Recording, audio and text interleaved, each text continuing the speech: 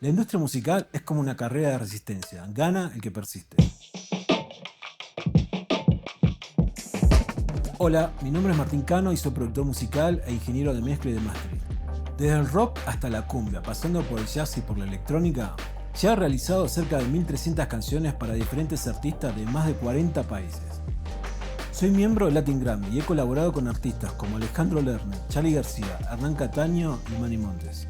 También he trabajado con grandes marcas como Budweiser y he realizado masterclasses con grandes profesionales del sonido como Chris Lorraine y Jeff Emery. El responsable de grabación y mezcla de discos como Sgt. Pepper's, Abbey Road de los Beatles.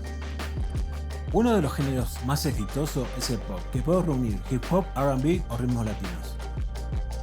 Sea creando desde cero o con alguna dirección, mi proceso está basado en reglas según cada estilo. Pero el objetivo siempre es el mismo, que suene bien y despierte algún sentimiento.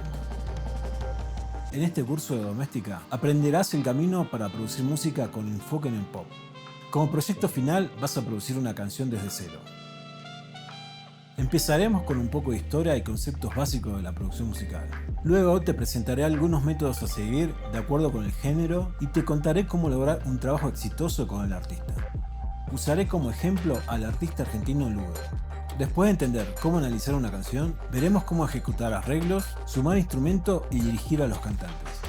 Una vez que tengamos la sesión de grabación, detallaré cómo editarlo y te mostraré mi template para mezclar. Por último, te enseñaré cómo realizar un mastering para enviarlo al cliente.